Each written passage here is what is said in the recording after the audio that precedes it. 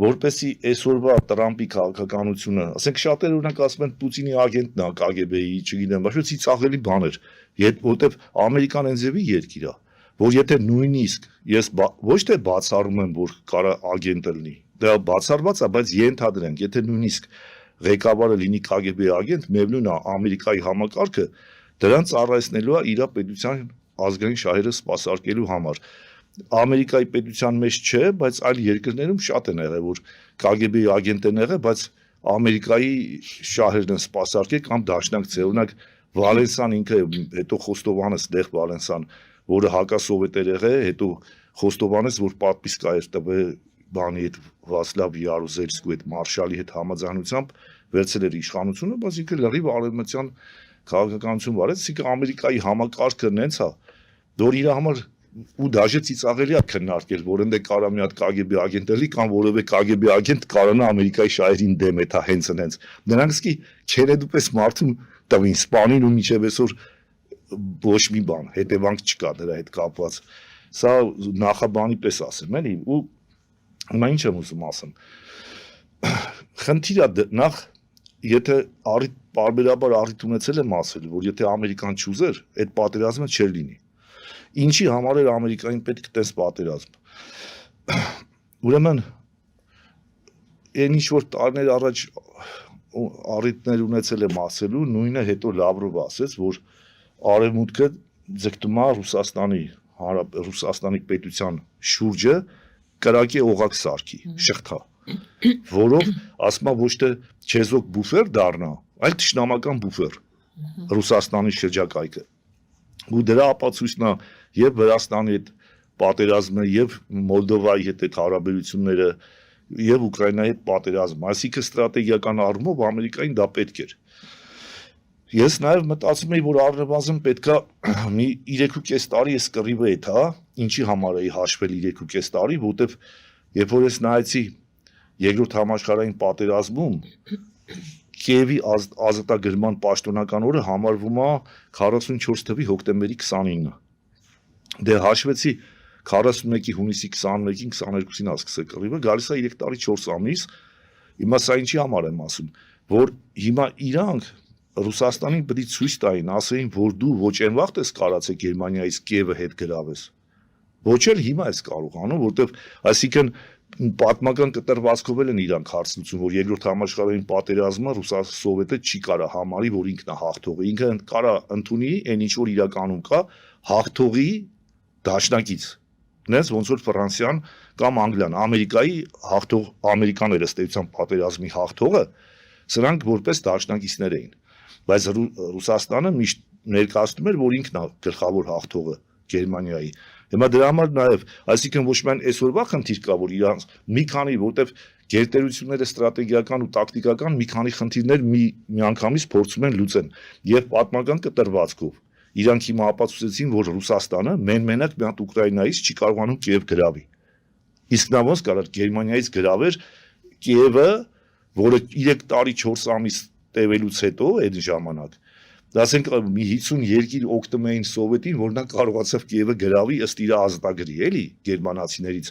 Հիմա դա էլ չի կարողանում, ես մտածում եմ, որ առնվազն մի 3 տարուկես պետք է կռիվը թողեն, որ ինքը ընդունի, որ ինքը մենակով չի կարա, ոչ էլ այն վաղ դա կարողացել։ Իրանք նաև Ռուսաստանին մաշեցնելու խնդիր են լուծում։ Եվ տնտեսապես, եւ ռազմականապես, եւ բարոյապես, ոչ են բազմաթիվ ասպեկտներով Ռուսաստանին մաշեցնում են։ Մյուս կողմից նաև իրանք էսի կարելի է դիտել ռազմետկա զբոյը, ասենք ուրիշի միջոցով, ասենք Ռուսաստանի ռազմական պոտենցիալն են հաշվում, ոչ միայն ներկայում ինչ ունի, այլև ինչ կարա 10 տարվա կտրվածքով ունենա, այս առումով այս ամեն բաները հաշվի առնելով ինքը այդ ժամանակ էլ Ամերիկան կկանգնացնի։ Հիմա ու նաև կա մի հատ գլխավոր խնդիր, որ բանակցությունների, երբ որ Ռուսաստանին փորձում են բերեն, ըստ էության իրանք դրանով հավասարեցնում են Ռուսաստանին Ուկրաինայի պետությանը հավասար։ Այսինքն, երբ որ Ռուսաստանը համարվում է 5 ՄԱԿ-ի անվտանգության խորհրդի մշտական անդամ երկրներից մեկը, որը վետո իրավունք ունի, այս պատերազմով ըստ էության այդ բոլորը Ռուսաստանը զրկվելու է ստեյության այս ամեն ինչի արդյունքում, երբ որ զինադադար կնքվի։ Հիմա տեսեք, եթե Տրամպը Ներողություն այստեղ էլ մի ճշտում, այսինքն ստացվում է Ռուսաստանը ռազմի դաշտում չլուծեց այդ հարցը, չեկավ խաղաղության, այլ իրեն Զելենսկու հետ միասին, Ուկրաինայի հետ միասին Ամերիկանն կլոր սեղանի շուրջ հայ-ադրբեջանական կոնֆլիկտին Պուտինը որպես ռեգիոնի նայող բերեց նստեցրեց զինադադարի բանակցության, հիմա դառնում է այդ 5 երկրներից մեկը Ուկրաինային հավասար կարգավիճակով Ամերիկան դրան բերելու է նստեցնի բանակցությունների ու քանի որ դա Ռուսաստանում են գիտակցում դրա համար որոշակի քայլեր անհրաժեշտ ես դրա համար տարանջատեմ Տրամպի կերպարը սենց ձևի տարանջատեմ էլի որտեվ ի վերջո շատ կարող է չեմ էլ ուզենա KGB-ն կարողանալ նորմալ վերլուծություններ անի հա դրա համար փորձեմ տարանջատեմ Տրամպի կերպարը որպես ինքը որպես բիզնեսմեն հա հաղթող նվաճող ոչ եմ իր ուզածին հասնող կերպար է, բայց Ամերիկայի պետության այդ խորքային պետությունը, եթե չուզեր այդ ձևի կերպարի, չէր թողի։ Հիմա Տրամպը հայտարարել է իր քարոզարշավի փուլի համար, թե ինչի համար, դա թողենք մի կողմ։ Հայտարարել է, որ բերելու է այդ հարցը լուծման։ Ինքը ամեն քայլի գնալու է, որ այդ հարցը լուծի։ Ռուսի օգտին զիջում կանի, Ուկրաինան կապ չունի, Ռուսը զիջում կանի, կապ չունի։ Ինքը ամեն քայլով պետք է իր խնդիրը լուծի ու վստահ եմ լուծելու է բայց դե ուրիշ հարց կա ամերիկյան խորքային քաղաքականությանը արդյոք ձեռնտու է Տրամպի ձգտումները թե չէ ես միանշանակ պնդում եմ որ ձեռնտու է հիմա տեսեք շատերը եվրոպաբան չէ դժգոհում են ասում են Տրամպը չի մեղադրում Ռուսաստանին որպես պատերազմի հրձիկ չէ ինքը տենց հայտարարություններ արել չգիտեմ դուք լսել եք թե չէ Ասում Ռուսաստանը մեղավոր չի, ավելի շատ տանում է արևմուտքի Ուկրաինայի վրա, դու մեղադրում են։ Ես ինչի եմ ասում հետ առաջի համաշխարհային հետ պատերազմյան տարիները, ուրեմն գոյություն ունի Վերսալ Վաշինգտոնյան համակարգ։ Խաղաղության, հաշտության համակարգ գոյություն ունի, որը բաղկացած է Վերսալի պայմանագրից, առաջի համաշխարհանից հետո առաջացած, որին Ամերիկան չմասնակցեց։ Ու Վաշինգտոնում նորից շարունակեցին, ուրեմն Վերսալում կնքեցին պայմանագիրը 19 թվին, իսկ բանում սկսվեց բանակցությունները Վաշինգտոնում 21 թվից մինչև 22 թիվը, 21-ի վերջերից նոյեմբերից էր երբ էր սկսեց մինչև 22-ի փետրվար, ու դա պատմության մեջ հայտնի է որպես Վերսալ Վաշինգտոնյան համակարգ։ Հիմա տեսեք Նախ հետարքիր մի հատ փաստ ասեմ, Ամերիկան իր սաղ պատմության ընթացքում ընդամենը մի 10 երկրի է պատերազմ հայտարարել, 10 թե 11 ես վերջերս նայեցի լավ չեմ հիշում։ Ուրեմն տեսեք, առաջի համաշխարհայինում Ամերիկան երբ մտավ պատերազմի մեջ 14 թվի ապրիլ ամիսն էր ոնց որ պաշտոնապես որ պատերազմ հայտարարեց, 17 թվի, հա, 3 տարի կռիվը գնում էր Անտանտի երկրների ու ասենք գերմանական բլոկի մեջ Ինքը 17 թվականի ապրիլին Գերմանիային պատերազմ հայտարարեց, դեկտեմբերին Ավստրիա-Հունգարիային պատերազմ հայտարարեց 17 թվականի, որ մի 8-10 ամիս հետո կռիվը բրծավել։ Ու ինքը Հունգարիային պատերազմ հայտարարելու փաստարկը բերեց այն, որ Ավստրիա-Հունգարիան աջակցում է գերմանական բանակին SSS բաներով, ուստի ինքը ստիպված նաև Ավստրիա-Հունգարիային է հայտարարում պատերազմ։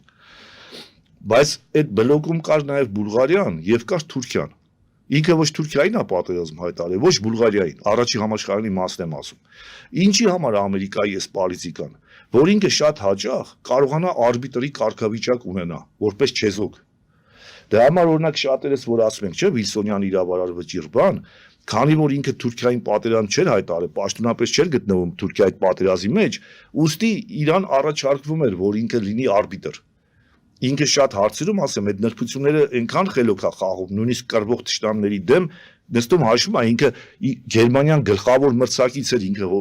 լավ էր հասկանում հիմնական համաշխարհային որպես գեոպոլիտիկ լիդեր, իր համար կարար Գերմանիան լիներ։ Իսկ Ավստրիա-Հունգարիան նա հաշվել էր, որ պատերազմից հետո լուծարվելու է այդ պետությունը, այսինքն ինքը առանձին Հունգարիային երբեք պատերազմ չի հայտարարել, Ավստրիային երբեք պատերազմ չի հայտարարել, դեպի ինքը այդ նրբություններն էլ ես որ կարդում ուսումնասիրում եմ, տենում եմ, որ ինքը շագրգռված չի ժողովուրդների դեմ պատերազմ հայտարարողի իմիջ ունենա։ Դրա համար էլ այդ 250 տարվա մեջ 11 պատերազմական հայտարարություն ունի արած ու որպես կանոն հիմնականում Իրան են հայտարարը, հետո է ինքը հայտարարը։ Հիմա տեսեք, ինքը այդ չեզոքությունը երբ որ Թուրքիայի հանդեպ ուներ, ուստի Թուրքիան համաձայն էր հայ-թուրքական հարցի արբիտր ճանաչի Ամերիկային։ Հիմա Տրամպը ինչ անում։ Տրամպը ես վստահ եմ ինքը չի հասկանում այդ խորությամբ չգիտի, բայց ինքը նա ունի սավետնիկներ, որոնք այդ խորքային պետության մեջ եմ ասում, էլի որ կան, որոնք շատ լավ քաղաքականությունը ոչ միայն գիտեն, այլև իրանք այդ շարունակողն են այդ ոնց որ հիմնադրվել է Ամերիկայում այդ մոտեցումը, ասենք 100 տարի առաջ, 150 տարի առաջ, չէ՞։ Այդ մոտեցումը կրող մարդիկ կան, որոնք համ տեղյակ են, համ շարունակում են այդ քաղաքականությունը, որ իրանք այսօր ասենք Տրամպին ասում են հել ասա, որ Ռուսաստանը մեղավոր չի։ Հա, նաև ասեմ, օրինակ Վերսալում Ամերիկան երբ որ չստորագրեց, ճիշտ է, իր խորքային առումով իրան ձեռնտու չէր, որ այդտեղ առաջի ջութակ, այսինքն լիդեր Բրիտանիան էր հանդես գալի Ֆրանսիայի հետ միասին, իրան դա ձեռնտու չէր, որ բրիտանական պայմաններով կամ ֆրանս-բրիտանական պայմաններով ինքը գար այդ հաշտության պայմանագիրը Վերսալում ստորագրեր։ Բայց ինքը նաև խելոք խոդ արեց։ Ինքը հիմնավորեց ոչ թե որ դուք լիդեր եք, ես ձեզ չեմ ուզում։ Ինքը ասեց ես գլխավոր մեղավոր Գերմանիային չեմ համարում։ Իսկ Վերսալի պայմանագրով Բրիտանիան, Ֆրանսիան, Ճապոնիան, Իտալիան համար 1 կետը առաջի, որ սկսեցին հաշտության պայմանագիրը, գրեցին, որ առաջի համաշխարհային պատերազմի գլխավոր ու հիմնական մեղավորը եղել է Գերմանիան, որը շատ ասում են անարդարացի է, այտենց համարելը, պատմությունը տենց է ֆիքսում է, որի հետևանքով էլ ասում են Հիտլեր ծնվեց, որտեղ Գերմանիայի նկատմամբ անարդարացի վարվեցին։ Ամերիկան այդ նույն ժամանակ ասեց այս կետի պատճառով ես Վերսալը չեմ ստորագրի։ Ինքը էլի մի քանի փաստագրեց, բայց գլխավոր իր պրետենզիան այդ անտանտի երկրներն էր, որ ասեց ես չեմ համարում Գերմանիային պատերազմի հրձիկ։ Հետո ինքը դրա համար Վաշինգտոնյան այդ համակարգում Գերմանիայի հետ կնքեց հաշտություն։ Հիմա որ ես նայում եմ, ասենք նրա պահվածքը Բուլղարիայի կամ Թուրքիայի նկատմամբ պատերազմելով այդ բլոկի դեմ ինքը չեզոք է դրանց հետ պահում։ Ու նայում եմ, երբ որ ինքը Վերսալում հելում ասում է ես Գերմանիային չեմ մեղադրում որպես պատերազմ սկսող հրձիկ, ուստի չեմ ստորագրի, ու Վաշինգտոնում ինքը իր շահեկան պայմաններով իհարկե, բայց այդ կետերը պաշտպանելով ինքը տենց էլ չհամարեց, որ Գերմանիան է մեղավոր։ Հիմա որ ես հիմա ուսումնասիրում եմ, նայում եմ, տեսնում եմ Տրամպը նույն պոլիտիկան է իրականացնում, ինչը որ Վերսալ Վաշինգտոնյան, այսինքն ոչ թե առաջին համաշխարհային պատերազմից առաջ իրավիճակը, այլ առաջին համաշխարհային պատերազմից հետո իրավիճակն է, որ հիմա, որը ես ասենք ցավալիորեն տենում եմ ոչ մի քաղաքական գործիչ, ինչ մեկնավ ասում եմ, կես ասում են KGB ագենտ է, կես ասում են դավաճանել է, բայց որը բերեց երկրորդ համաշխարհային պատերազմին։ Հա, երկրորդ համաշխարհային պատերազմը մենակ դա չէր։ Ամերիկային էլի միտեղ, Ամերիկային ու Սովետի էլ այլ վերլուծության հարց է։ Հեսա, բայց եթե ուզում եք մի թեթև դրան եք անդրադառնամ։ Հələ ես խոսում եմ փաստի մասին, այն քայլերի, որը այսօր իրականացնում է ըստ էության Տրամպը։ Ինքը, ասեմ, սա չեմ կարծում, որ ինքը գիտի, բայց իր սավետնիկները ասում են, որպեսզի դու կարողանաս Ռուսաստանին բերես նստեցնես բանակցությունների սեղանի շուրջ, նախ դու պետքա չեզոք երկիր հանդես գաս։ Ոնց որ հայ-թուրքական հարաբերություններում ինքը կռվելով այդ թուրքական գերմանա-թուրքական բլոկի դեմ ինքը Թուրքիայի հետ ուներ այդ փաստարկը, որ ինքը չեզոք ա եղել Թուրքիայի դեմ ու Թուրքիան համաձայնվում էր